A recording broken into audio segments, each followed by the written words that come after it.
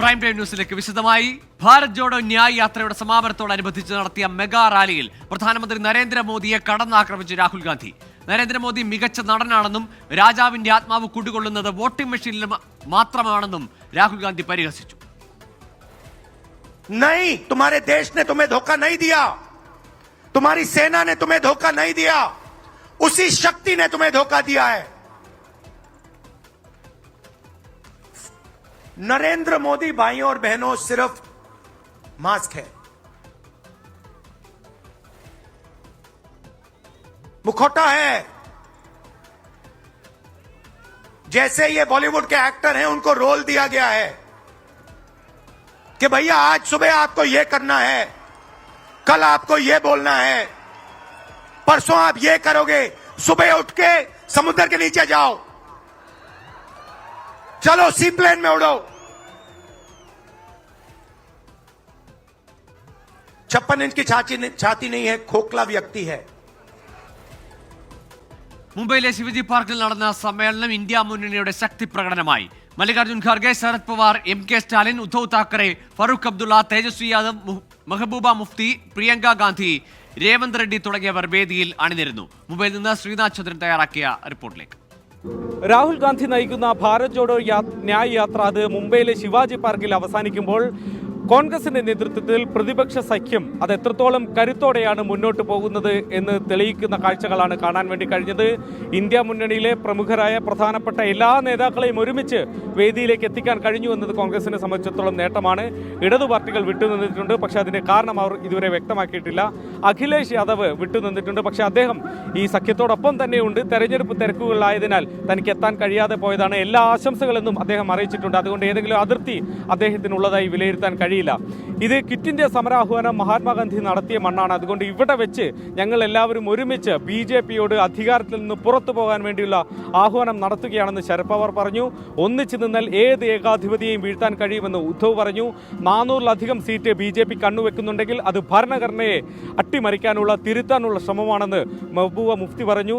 Election EVM മെഷീനുകൾ അതിൽ വലിയ തട്ടിപ്പ് നടക്കുന്നുണ്ട് എന്നതായിരുന്നു ഫറൂഖ് അബ്ദുള്ള പറഞ്ഞത്. ഇതേ ആരോപണം രാഹുൽ ഗാന്ധിയും ഉന്നയിച്ചിട്ടുണ്ട്. EVM ഇല്ലായിരുന്നെങ്കിൽ നരേന്ദ്രമോദിക്ക് വിജയത്തിൽ തുടരാൻ കഴിയില്ല എന്നതായിരുന്നു രാഹുൽ പറഞ്ഞത്. ഒപ്പം കേന്ദ്ര ഏജൻസികളെ ഉപയോഗിച്ച് എങ്ങനെയാണ് പ്രതിപക്ഷ നേതാക്കളെ വേട്ടയാടുന്നത്, എങ്ങനെയാണ് അധികാരം നിലനിർത്താൻ വേണ്ടി കഴിയുന്നത് എന്നതിനെക്കുറിച്ചൊക്കെ രാഹുൽ ഗാന്ധി സംസാരിക്കുകയും ചെയ്തു. സംസ്ഥാനത്തിനകത്ത് കോൺഗ്രസിനും ഈ ജാഥ വളരെ പോസിറ്റീവായ ചില ഘടകങ്ങൾ നൽകുന്നുണ്ട്. അത് പ്രകാശ് അംബേദ്കറുടെ സാന്നിധ്യമാണ്. വഞ്ചിത് ബഹുജൻ അഘാഡി നേതാവ് അദ്ദേഹം മുന്നണിയിലേക്ക് വരുമ്പോൾ അതുമായി ബന്ധപ്പെട്ട സീറ്റ് ചർച്ചകൾ നീണ്ടുപോയതാണ് ആകെ മുന്നണിക്കകത്തുള്ള സീറ്റ് ചർച്ചകൾ നീളാൻ വേണ്ടി കാരണമായത്. ഏതായാലും അദ്ദേഹം മുന്നണിയിലേക്ക് വന്നത് ഒരു അനുനയ സൂചനയാണ്. അങ്ങനെയെങ്കിൽ വളരെ വേഗം അദ്ദേഹത്തിന് ഏതൊക്കെ സീറ്റുകൾ എന്ന് തീരുമാനിച്ച് നൽകി ബാക്കി കക്ഷികൾക്ക് കൂടി സീറ്റുകൾ വിഭജിച്ച് നൽകി വളരെ വേഗം ഈ സീറ്റ് വിഭജനം സ്ഥാനാർത്ഥി പ്രഖ്യാപനം പൂർത്തിയാക്കാൻ കഴിയുമെന്നൊരു ആത്മവിശ്വാസം കൂടി കോൺഗ്രസിന് ഈ പരിപാടിയോടുകൂടി തന്നെ കിട്ടുന്നുണ്ട്. വരുൺ വി നായർക്കൊപ്പം ശ്രീനാഥ് ചന്ദ്രൻ, 24 മുംബൈ. ബിസിനസ് ബന്ധത്തെ ചൊല്ലി വാക്പോര്.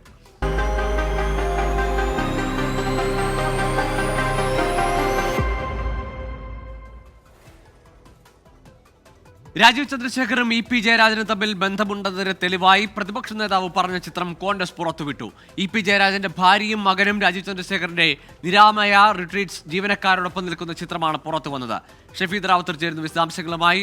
ഷഫീദ്, ഈ നിരാമയ കമ്പനിയുമായി തനിക്ക് യാതൊരു ബന്ധവുമില്ല എന്ന് EP ജയരാജൻ എന്ന് പറഞ്ഞതാണ്.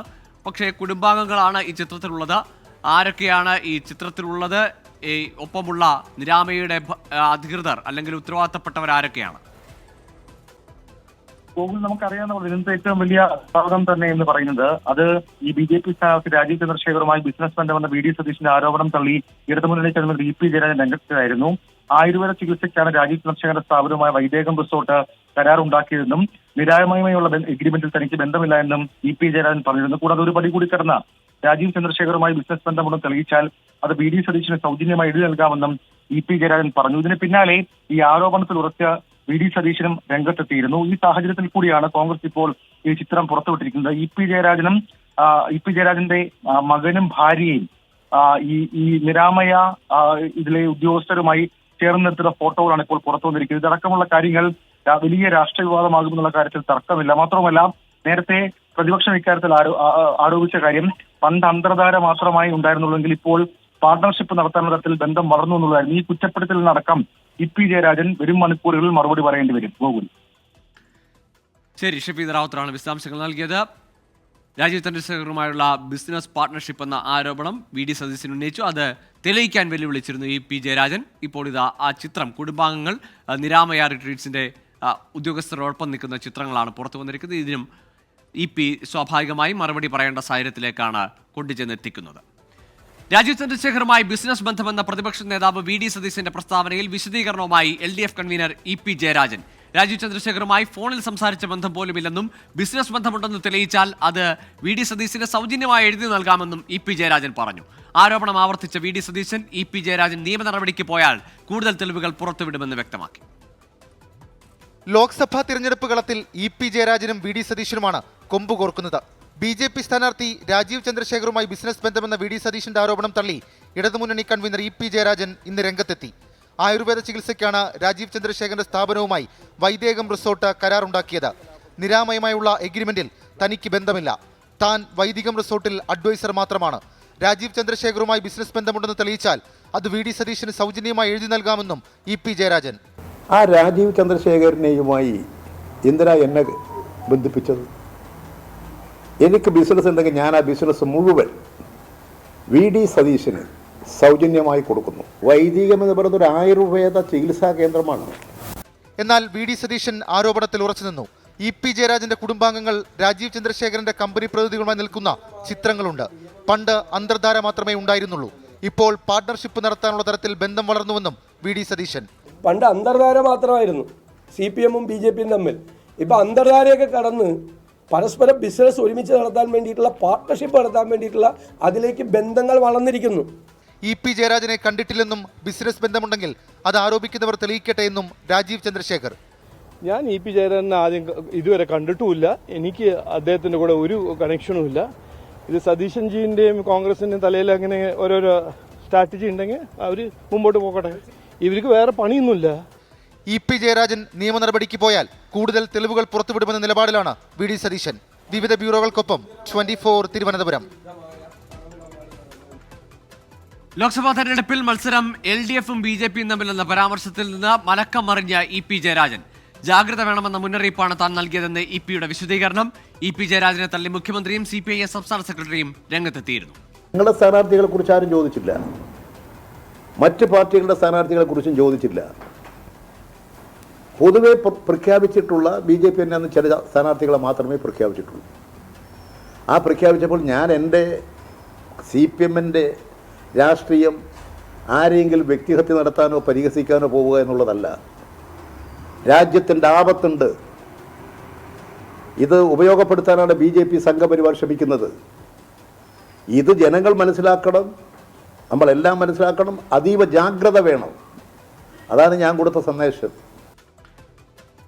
പത്മജ വേണുഗോപാലിനെയും ദീപ്തി മേരി വർഗീസിനെയും CPIM-ലേക്ക് എത്തിക്കാൻ ശ്രമിച്ചെന്ന വിവാദ ദല്ലാൾ TG നന്ദകുമാറിന്റെ വെളിപ്പെടുത്തലും EP തള്ളി. അത്തരം നീക്കം നടത്തിയിട്ടില്ലെന്നും ദല്ലാൾ നന്ദകുമാറിനെ അറിയില്ലെന്നുമായിരുന്നു EP ജയരാജന്റെ പ്രതികരണം. ഞാൻ പത്മജ വേണുഗോപാലിനെ CPM-ലേക്ക് കൊണ്ടുവരാൻ ശ്രമിച്ചിട്ടുണ്ടെങ്കിൽ അവർ ഇപ്പോൾ ഇങ്ങോട്ടല്ലേ വരേണ്ടത്? അവർ പോയത് BJP-യിലേക്കല്ലേ? അപ്പോൾ പറയുന്നതിന് എന്താ അടിസ്ഥാനം? അവർ കോൺഗ്രസിൻ്റെ ഒരാളാണ്. അവരെങ്ങനെ പ്രത്യേകിച്ച് ഈ CPM-ലേക്ക് കൊണ്ടുവരേണ്ടത്? അവർക്കെന്തെങ്കിലും പ്രശ്നങ്ങളുണ്ടോ എന്ന് എനിക്കറിഞ്ഞുകൂടാ. എനിക്കൊന്ന് ആ തെരഞ്ഞെടുപ്പ് നടക്കുമ്പോൾ അവർ ഈ കേരളത്തിൽ തന്നെ ഇല്ലെന്നാ തോന്നുന്നു. ഞങ്ങൾക്ക് ഏതെങ്കിലും തെറ്റായ വഴി സ്വീകരിച്ച് ആരെങ്കിലും കൊണ്ടുവന്ന് എന്തെങ്കിലും ചെയ്യേണ്ട ഒരു കാര്യവും കേരളത്തിലെ പാർട്ടിക്കില്ല. നിങ്ങൾ ഈ പറയുന്നവരൊക്കെ ആരാ, എന്താണ്, ആരാണവർ? എനിക്കറിയുന്ന കൂട്ടരൊന്നുമല്ല ഇത്. ഇങ്ങനെ ഓരോരുത്തരുടെ പേര് പറയുന്നു. എന്നാൽ EP-യുമായ അടുപ്പമുണ്ടെന്നും ദല്ലാൾ എന്ന പേര് EP-ക്ക് അറിയില്ലായിരിക്കുമെന്നുമായിരുന്നു TG നന്ദകുമാറിന്റെ പ്രതികരണം. എന്നെ അറിയില്ലെന്നാണ് പറഞ്ഞത്. ദല്ലാൾ നന്ദകുമാറിനെ അറിയില്ലെന്നാണ് പറഞ്ഞത്. ദല്ലാൾ നന്ദകുമാറിനെ അറിയില്ല, അങ്ങനെ ഒരു പേര് എനിക്കില്ല. അതുകൊണ്ട് അദ്ദേഹം പറഞ്ഞ ശരിയായിരിക്കും. എന്നെ അങ്ങനെയല്ല, എന്നെ കുമാറെന്നാണ് അദ്ദേഹം വിളിക്കുന്നത്. അങ്ങനെ അറിയില്ലെന്ന് പറഞ്ഞിട്ടുണ്ടാവില്ല. ഞാൻ കണ്ടത് അദ്ദേഹത്തെ അറിയല്ല.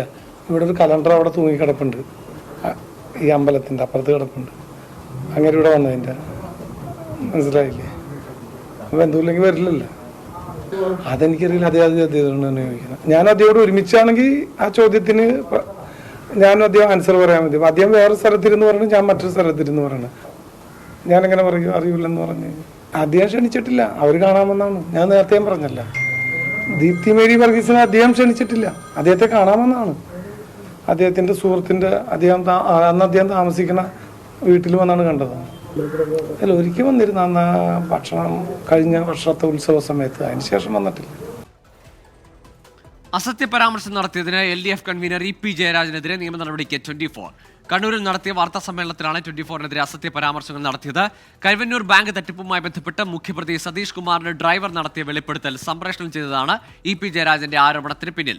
മുഖ്യപ്രതികളിൽ ഒരാൾ എൻഫോഴ്സ്മെന്റ് ഡയറക്ടറേറ്റിന് നൽകിയ മൊഴിയിലും EP ജയരാജനെ കുറിച്ച് പരാമർശിക്കുന്നുണ്ട്. ഇലക്ട്രൽ ബോണ്ടുമായി ബന്ധപ്പെട്ട കൂടുതൽ വിവരങ്ങൾ പുറത്തുവിട്ട് തെരഞ്ഞെടുപ്പ് കമ്മീഷൻ. 2019 ഏപ്രിൽ 12-ന് സുപ്രീം കോടതിയുടെ ഇടക്കാല ഉത്തരവ് പ്രകാരം രാഷ്ട്രീയ പാർട്ടികൾ മുദ്രവെച്ച കവറിൽ നൽകിയ വിവരങ്ങളാണ് പുറത്തുവിട്ടത്. 2019 ശേഷം നൽകിയ ബോണ്ടുകളുടെ സീരിയൽ നമ്പർ വെളിപ്പെടുത്തുന്നതിൽ SBI മറുപടി നൽകേണ്ട സമയം നാളെ അവസാനിക്കും. പകർപ്പുകൾ കൈവശമില്ലാത്തതിനാൽ മുദ്രവെച്ച കവറിൽ നൽകിയ വിവരങ്ങൾ തിരികെ വേണമെന്ന് തെരഞ്ഞെടുപ്പ് കമ്മീഷൻ സുപ്രീം കോടതിയിൽ ആവശ്യപ്പെട്ടിരുന്നു.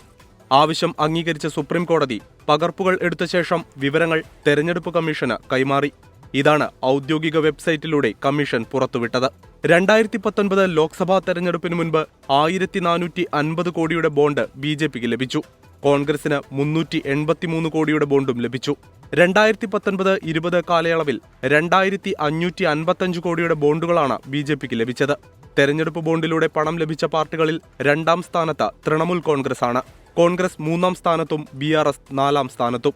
DMK പാർട്ടിക്ക് ലഭിച്ച 656.5 കോടിയിൽ 509 കോടി രൂപ സാന്റിയാഗോ മാർട്ടിന്റെ ഫ്യൂച്ചർ ഗെയിംസിൽ നിന്നാണ്. 2019 മുതൽ 2024 വരെ വിവിധ സ്ഥാപനങ്ങൾ വാങ്ങുകയും വിവിധ രാഷ്ട്രീയ പാർട്ടികൾ സ്വീകരിക്കുകയും ചെയ്ത ബോണ്ടുകളുടെ പട്ടിക കഴിഞ്ഞ ദിവസം തെരഞ്ഞെടുപ്പ് കമ്മീഷൻ പുറത്തുവിട്ടിരുന്നു. എന്നാൽ ഏത് കമ്പനി ഏതൊക്കെ പാർട്ടിക്ക് ബോണ്ട് നൽകി എന്നത് വ്യക്തമായിരുന്നില്ല. ബോണ്ടിന്റെ സീരിയൽ നമ്പർ എന്തുകൊണ്ട് പുറത്തുവിടുന്നില്ല എന്ന് സുപ്രീം കോടതി SBIയോട് ചോദിച്ചിരുന്നു. ഇക്കാര്യത്തിൽ മറുപടി പറയാൻ SBIക്ക് നാളെ വരെയാണ് സമയം അനുവദിച്ചിട്ടുള്ളത്. 24 ഡൽഹി. കേരളത്തിൽ ഒഴിച്ചിട്ട സീറ്റുകളിൽ സ്ഥാനാർത്ഥി പ്രഖ്യാപനം വേഗത്തിലാക്കാൻ NDA. എറണാകുളത്ത് മേജർ രവി സ്ഥാനാർത്ഥിയായേക്കും. ആലത്തൂരിൽ പാലക്കാട് വിക്ടോറിയ കോളേജ് മുൻ പ്രിൻസിപ്പൽ ഡോക്ടർ TN സരസുവിനെയാണ് പരിഗണിക്കുന്നത്. കൊല്ലത്തെ സ്ഥാനാർത്ഥി ചർച്ചയും അന്തിമഘട്ടത്തിലാണ്. തെരഞ്ഞെടുപ്പ് പ്രഖ്യാപനത്തിന് ശേഷവും എറണാകുളം ഉൾപ്പെടെയുള്ള പ്രധാന മണ്ഡലങ്ങളിൽ സ്ഥാനാർത്ഥികളെ നിർണ്ണയിക്കാനാകാതെ വലയുകയാണ് NDA. ഒഴിച്ചിട്ട സീറ്റുകളിൽ മറ്റു മുന്നണികളിൽ നിന്നെത്തുന്നവരെ അപ്രതീക്ഷിത സ്ഥാനാർത്ഥികളാക്കാനുള്ള നീക്കം പാളിയതോടെയാണ് പുതിയ തന്ത്രം. എറണാകുളത്ത് മേജർ രവിയെ സ്ഥാനാർത്ഥിയാക്കാനാണ് തീരുമാനം. K. സുരേന്ദ്രൻ നേരിട്ടെത്തി നടത്തിയ ചർച്ചയിൽ മേജർ രവി സ്ഥാനാർത്ഥിത്വം അംഗീകരിച്ചതായാണ് വിവരം. പാർട്ടിയുടെ പ്രസിഡന്റ് സംസാരിച്ചപ്പോൾ ഇത് തന്നെയാണ് ഞാൻ പറഞ്ഞത്. ഇപ്പൊ പാർട്ടി ഡിസിഷൻ സാർ, പിന്നെ പാർട്ടി പറയുന്ന പോലെ ഞാൻ കേൾക്കാന്നുള്ളത് മാത്രമേ ഉള്ളൂ. അതിപ്പോ എവിടെ നിൽക്കണം എന്ന് പറഞ്ഞാൽ നമ്മളിപ്പോ അതാണല്ലോ അവർ പറഞ്ഞത്. പാർട്ടി പറഞ്ഞാൽ കേൾക്കണം എന്നുള്ളതിന്റെ മുകളിൽ I be whatever it is it come. അത് വരുന്ന സമയത്ത് എന്റേതായിട്ടുള്ള കൺസേൺ കൊടുത്തിട്ടുണ്ട്. എന്റേതായിട്ടുള്ള പ്രശ്നങ്ങളെല്ലാം പറഞ്ഞപ്പോൾ അവർ എത്രയോ പറഞ്ഞുള്ളൂ. പാർട്ടി പറഞ്ഞാൽ കേൾക്കാം. ആലത്തൂരിൽ വിക്ടോറിയ കോളേജിലെ മുൻ പ്രിൻസിപ്പൽ ഡോക്ടർ TN സരസുവിനെയാണ് പരിഗണിക്കുന്നത്. വിരമിക്കൽ ദിവസം പ്രിൻസിപ്പലിന് SFI കുഴിമാടമൊരുക്കി യാത്രയാക്കിയ സംഭവം ഏറെ വിവാദമായിരുന്നു. ഇതിനു പിന്നാലെ ദേശീയ പട്ടികജാതി കമ്മീഷൻ അംഗമായി ഡോക്ടർ സരസുവിനെ BJP ശുപാർശ ചെയ്യുകയും ചെയ്തിരുന്നു. കൊല്ലത്ത് 2 പേരുകളാണ് പരിഗണനയിലുള്ളത്. കുമ്മനം രാജശേഖരനെയോ BJP ജില്ലാ അധ്യക്ഷൻ BB ഗോപകുമാറിനെയോ സ്ഥാനാർത്ഥിയാക്കും. മത്സരിക്കാൻ താൽപ്പര്യമില്ലെന്ന കുമ്മനം രാജശേഖരൻ പാർട്ടിയെ അറിയിച്ചതായാണ് വിവരം. അന്തിമ പട്ടിക തയ്യാറാക്കിയതിനു ശേഷം നാളെ പ്രഖ്യാപനം നടത്തിയേക്കും. 24 കൊച്ചി. തമിഴ്നാട്ടിൽ K. പൊന്മുടിയെ മന്ത്രിയാക്കുന്നതിൽ എതിർപ്പറിയിച്ച് ഗവർണർ RN രവി. സത്യപ്രതിജ്ഞ നടത്താൻ സാധിക്കില്ലെന്ന് അറിയിച്ച് മുഖ്യമന്ത്രി MK സ്റ്റാലിൻ ഗവർണർ കത്തയച്ചത്. പൊന്മുടിക്കെതിരായ അഴിമതി കേസിൽ ശിക്ഷാവിധി മരവിപ്പിക്കുക മാത്രമാണ് ചെയ്തിട്ടുള്ളതെന്നും കുറ്റവിമുക്തനാക്കിയിട്ടില്ലെന്നും ഗവർണർ ചൂണ്ടിക്കാട്ടി. തിരികെ പ്രൈം ടൈം ന്യൂസിലേക്ക്. ആലുവയിൽ നിന്ന് ഇന്ന് രാവിലെ തട്ടിക്കൊണ്ടുപോയ 3 യുവാക്കളെക്കുറിച്ച് മണിക്കൂറുകൾ പിന്നിട്ടിട്ടും സൂചനയൊന്നും ഇല്ല. തട്ടിക്കൊണ്ടുപോകാൻ ഉപയോഗിച്ച കാർ തിരുവനന്തപുരം കണിയാപുരത്ത് ഉപേക്ഷിച്ച നിലയിൽ കണ്ടെത്തി. പത്തനംതിട്ട AR ക്യാമ്പിലെ പോലീസുകാരൻ വാടകയ്ക്കെടുത്ത കാറാണിത്. രാവിലെ 7 മണി, ആലുവ നഗരം. റെയിൽവേ സ്റ്റേഷന് സമീപം ആൾക്കൂട്ടത്തിനിടയിൽ നിന്നാണ് 3 യുവാക്കളെ 4 അംഗ സംഘം തട്ടിക്കൊണ്ടുപോയത്. മർദ്ദിച്ചവശരാക്കിയ ശേഷമാണ് 3 യുവാക്കളെ വാഹനത്തിൽ വലിച്ചുകയറ്റി കൊണ്ടുപോയതെന്ന് സ്ഥലത്തുണ്ടായിരുന്നവർ. ബഹളം കേട്ട് ആളുകൾ ഓടിക്കൂടിയെങ്കിലും കാർ അതിവേഗം ഓടിച്ചുപോയി. പോലീസ് എത്തി. CCTV ദൃശ്യങ്ങൾ പരിശോധിച്ചു. ചുവന്ന ഇന്നോവ കാറിലാണ് യുവാക്കളുമായി സംഘം കടന്നതെന്ന് കണ്ടെത്തി. ഒരു പകൽ പിന്നിട്ടിട്ടും പോലീസിന് വാഹനത്തെക്കുറിച്ചോ അതിലുള്ളവരെക്കുറിച്ചോ സൂചനകളൊന്നും ലഭിച്ചില്ല. ഈ സമയം കൊണ്ട് വാഹനം കിലോമീറ്ററുകൾ താണ്ടി തിരുവനന്തപുരത്ത് എത്തുകയും ചെയ്തു. കണിയാപുരത്ത് കായൽ തീരത്തോട് ചേർന്ന് ഉപേക്ഷിച്ച നിലയിൽ കാർ കണ്ടെത്തി. കാറിലുണ്ടായിരുന്നവർ ഓട്ടോറിക്ഷയിൽ കയറിപ്പോയെന്ന ദൃക്സാക്ഷികൾ. ഫോറൻസിക് സംഘവും വിരലടയാള വിദഗ്ധരും സ്ഥലത്തെത്തി പരിശോധന നടത്തി. വാഹനത്തിന്റെ നമ്പർ കേന്ദ്രീകരിച്ചുള്ള അന്വേഷണം ചെന്നെത്തിയത് പത്തനംതിട്ട AR ക്യാമ്പിൽ. ASI സുരേഷ് ബാബു വാടകയ്ക്കെടുത്ത കാറാണ് തട്ടിക്കൊണ്ടുപോകലിന് ഉപയോഗിച്ചത്. ഇയാളെ കഠിനംകുളം സ്റ്റേഷനിലെത്തിച്ച റൂറൽ SP നേതൃത്വത്തിൽ ചോദ്യം ചെയ്യും. സംഘം കടന്നുകളഞ്ഞ ഓട്ടോ കേന്ദ്രീകരിച്ചാണ് നിലവിൽ പോലീസ് അന്വേഷണം. സമീപത്തെ CCTV ദൃശ്യങ്ങളും പരിശോധിക്കുന്നുണ്ട്. കൊച്ചി ബ്യൂറോയ്ക്കൊപ്പം 24 തിരുവനന്തപുരം. കോഴിക്കോട് പേരാമ്പ്ര സ്വദേശി അനുവിനെ കൊലപ്പെടുത്തിയത് തോട്ടിലേക്ക് തള്ളിയിട്ട് ചെളിയിലേക്ക് മുഖം താഴ്ത്തിയെന്ന് പോലീസ്. കേസിൽ 2 പേർ അറസ്റ്റിലായി. പ്രധാന പ്രതി കൊണ്ടോട്ടി സ്വദേശി മുജീബ് റഹ്മാൻ, സഹായം നൽകിയ അബൂബക്കർ എന്നിവരുടെ അറസ്റ്റാണ് പേരാമ്പ്ര പോലീസ് രേഖപ്പെടുത്തിയത്. 50-ലധികം കേസുകളിൽ പ്രതിയാണ് മുജീബെന്നും പോലീസ് വ്യക്തമാക്കി. ഇന്നലെ വൈകിട്ടാണ് അനുവിനെ കൊലപ്പെടുത്തിയ മുജീബ് റഹ്മാനെ കൊണ്ടോട്ടിയിലെ വീട്ടിൽ നിന്ന് കസ്റ്റഡിയിലെടുക്കുന്നത്. തുടർന്ന് വിശദമായി ചോദ്യം ചെയ്യുകയും ബൈക്ക് ഉപേക്ഷിച്ച് എടവണ്ണപ്പാറയിലും സ്വർണം വിൽക്കാൻ ശ്രമിച്ച കൊണ്ടോട്ടിയിലെ ജ്വല്ലറിയിലും എത്തിച്ച് തെളിവെടുക്കുകയും ചെയ്തു. സ്വർണം വിൽപ്പന നടത്താൻ സഹായിച്ചതിനാണ് കൊണ്ടോട്ടി സ്വദേശി അബൂബക്കറിനെ അറസ്റ്റ് ചെയ്തത്. തോട്ടിലേക്ക് തള്ളിയിട്ട അനുവിനെ പിന്നീട് പാലത്തിനടിയിലേക്ക് വലിച്ചു മാറ്റിയ ശേഷം ചെളിയിലേക്ക് മുഖം താഴ്ത്തിയാണ് കൊലപ്പെടുത്തിയതെന്ന് പോലീസ്. നമ്മളുടെ ബേസിക് ആയിട്ടുള്ള ഒരു സസ്പിഷൻ വരാൻ മെയിൻ ആയിട്ടുള്ള കാരണം വിക്ടിമിന്റെ ബോഡിയിൽ ഉണ്ടായിരുന്ന സ്വർണം. That is our main lead. കൊണ്ടോട്ടിയിലുള്ള മുജീബ് നമ്മുടെ ഒരു പ്രൈം സസ്പെക്റ്റായി വന്നു. മലപ്പുറം പോലീസിനോട് ഷെയർ ചെയ്തു. അവരുടെ ഇൻപുട്സ് കിട്ടി. അത് പ്രകാരം സൈബർ സെല്ലിന്റെ സഹായത്തോടെയും മലപ്പുറം പോലീസിലെ സഹായത്തോടെയും നമുക്ക് ഇദ്ദേഹത്തിനെ ലൊക്കേറ്റ് ചെയ്യാൻ പറ്റി. ലൊക്കേറ്റ് ചെയ്തിട്ട് പ്രതിയെ നമുക്ക് പിടിക്കാൻ പറ്റി. പ്രതികൾക്ക് പരമാവധി ശിക്ഷ ഉറപ്പാക്കണമെന്ന് കുടുംബം. തൈറോയിഡിന്റെ ഓപ്പറേഷൻ വേണ്ടി വന്നു. അങ്ങോട്ടും ഇങ്ങോട്ടും പൂക്കുവരമായിരുന്നു. ഞാൻ പുറത്തായിരുന്നു. ഞാൻ വരാൻ നോക്കിയതാണ്. അവള് പറഞ്ഞു ഏട്ടൻ കാല് സുഖമായിട്ട് വന്നാൽ മതി, ആ കോലത്തിൽ ഏട്ടനെ കാണണ്ട പറഞ്ഞു നിൽക്കുകയായിരുന്നു. ഇങ്ങനെ ഹോസ്പിറ്റലിലേക്ക് ഓനെ കാണിക്കാൻ വേണ്ടി പോകുമ്പോഴാണ് ഇങ്ങനൊരു സംഭവം പറ്റിയത്. എന്തായാലും പ്രതിക്ക് പരമാവധി ശിക്ഷ വാങ്ങിച്ചു കൊടുക്കണമെന്നാണ് പറയാനുള്ളത്. ഭർത്താവിന്റെ അടുത്ത് വേഗം എത്തിക്കാമെന്ന് വാഗ്ദാനം ചെയ്താണ് അനുവിനെ ബൈക്കിൽ കയറ്റിയത്. ബൈക്ക് പ്രതി മുജീബ് മട്ടന്നൂരിൽ നിന്ന് മോഷ്ടിച്ചതാണെന്ന് പോലീസ് കണ്ടെത്തി. ബൈക്ക് കേന്ദ്രീകരിച്ച് നടത്തിയ അന്വേഷണമാണ് പ്രതിയിലേക്ക് എത്തിയത്. ബലാത്സംഗം, മോഷണം ഉൾപ്പെടെ 55 കേസുകളിലെ കൊടും ക്രിമിനലാണ് മുജീബ് റഹ്മാൻ. ആഭരണങ്ങൾ കവരാൻ വേണ്ടിയാണ് അനുവിനെ പ്രതി വെള്ളത്തിൽ മുക്കിക്കൊന്നതെന്നും പോലീസ് സ്ഥിരീകരിച്ചു. 24 കോഴിക്കോട്. ഡൽഹി മുഖ്യമന്ത്രി അരവിന്ദ് കെജ്രിവാളിന് വീണ്ടും എൻഫോഴ്സ്മെന്റ് ഡയറക്ടറേറ്റിന്റെ സമൻസ്. ഡൽഹി ജൽ ബോർഡുമായി ബന്ധപ്പെട്ട് ED രജിസ്റ്റർ ചെയ്ത കേസിലാണ് സമൻസ് നൽകിയത്. നാളെ ഹാജരാകാനാണ് നിർദ്ദേശം. ED രജിസ്റ്റർ ചെയ്ത കേസ് വ്യാജമെന്ന് ആം ആദ്മി പാർട്ടി ആരോപിച്ചു. മദ്യനയ അഴിമതി കേസിനു പുറമെ ഡൽഹി ജൽ ബോർഡുമായി ബന്ധപ്പെട്ട കേസിലും ഡൽഹി മുഖ്യമന്ത്രി അരവിന്ദ് കെജ്രിവാളിനെതിരെ ED പിടിമുറുക്കുകയാണ്. കേസുമായി ബന്ധപ്പെട്ട് മൊഴി രേഖപ്പെടുത്താൻ നാളെ ഹാജരാകാൻ ആവശ്യപ്പെട്ടാണ് ED ഡൽഹി മുഖ്യമന്ത്രിക്ക് സമൻസ് നൽകിയത്. കള്ളപ്പണം വെളുപ്പിക്കൽ നിരോധന നിയമപ്രകാരം ED രജിസ്റ്റർ ചെയ്ത 2ാമത്തെ കേസാണിത്. ജൽ ബോർഡിലെ അനധികൃത ടെൻഡറിംഗ് സംബന്ധിച്ചാണ് ED അന്വേഷണം നടത്തുന്നത്. ED രജിസ്റ്റർ ചെയ്ത കേസിനെ കുറിച്ച് തങ്ങൾക്കറിയില്ലെന്ന് मंत्री आदिशी प्रतिകരിച്ചു. उन्होंने एक और फर्जी केस में कल अरविंद केजरीवाल जी को नोटिस भेज दिया. उन्होंने दिल्ली जल बोर्ड से जुड़े हुए किसी इन्वेस्टिगेशन को ज्वाइन करने को कहा है. एक ऐसा केस जो आज तक हमें पता भी नहीं चला है. തെരഞ്ഞെടുപ്പ് പ്രചാരണത്തിൽ നിന്ന് കേജ്രിവാളിനെ തടയാനാണ് പ്രധാനമന്ത്രിയും EDയും CBIയും ലക്ഷ്യമിടുന്നതെന്നും आदिशी आरोपिച്ചു. इसमें ED ने केस क्या दर्ज किया है इस पर कोई खबर नहीं है. इस 100% फर्जी मामले में भी कल मोदी जी की सरकार ने अरविंद केजरीवाल को समन भेज दिया. മദ്യനയ അഴിമതി കേസിൽ ED കോടതിയിൽ നൽകിയ പരാതിയിൽ കേജ്രിവാളിന് ഇന്നലെ മുൻകൂർ ജാമ്യം ലഭിച്ചിരുന്നു. ലോക്സഭാ തെരഞ്ഞെടുപ്പ് ഘട്ടത്തിൽ ആം ആദ്മിയെയും കേജ്രിവാളിനെയും പ്രതിസന്ധിയിലാക്കുന്നതാണ് EDയുടെ നീക്കം. 24 ഡൽഹി. റമദാൻ കാലത്ത് ആശുപത്രികളിലും മറ്റുമെത്തുന്നവർക്ക് നോമ്പ് തുറക്കാൻ കൈത്താങ്ങാകുകയാണ് സന്നദ്ധ സംഘടനയായ സഹായി വാദി സലാം. കോഴിക്കോട് മെഡിക്കൽ കോളേജിലെ ആയിരക്കണക്കിന് ആളുകൾക്കാണ് ഓരോ ദിവസവും സൗജന്യമായി നോമ്പുതുറ വിഭവങ്ങൾ ഒരുക്കുന്നത്.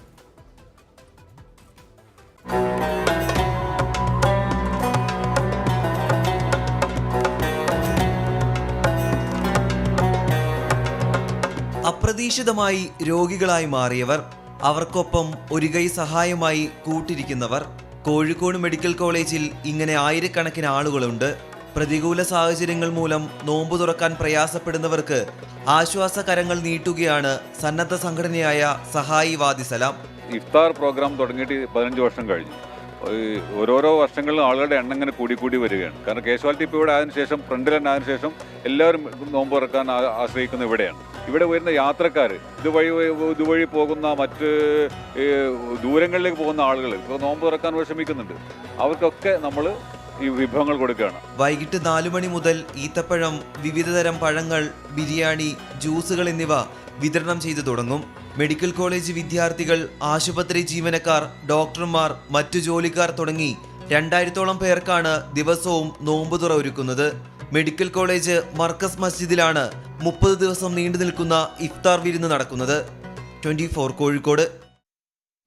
തിരികെ വാർത്തകളിലേക്ക്. സംസ്ഥാനത്ത് വിവിധയിടങ്ങളിലായി മുങ്ങി മരിച്ചത് 3 യുവാക്കൾ. മലപ്പുറം പൊന്നാനിയിൽ ഭാരതപ്പുഴയിൽ കക്ക വാരാനിറങ്ങിയ കാടഞ്ചേരി സ്വദേശി വടക്കേപ്പുരയ്ക്കൽ പ്രദീപ് മരിച്ചു. 35 വയസ്സായിരുന്നു.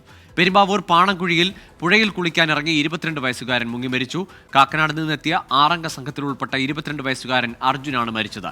ചാലക്കുടി കൂടപ്പുഴ തടയണയിൽ കുളിക്കാനിറങ്ങിയ തുരുത്തിപ്പറമ്പ് സ്വദേശി റോഷനും ജീവൻ നഷ്ടമായി. 22 വയസ്സായിരുന്നു. ഡ്യുവൽ പർപ്പസ് എയർ കണ്ടീഷണറുമായി ചിൽട്ടൺ. ഒരേ സമയം ചൂടിനെ പ്രതിരോധിക്കാനും ചൂടുവെള്ളം ലഭിക്കാനും ചിൽട്ടൺ DP AC ഉപയോഗിക്കാം.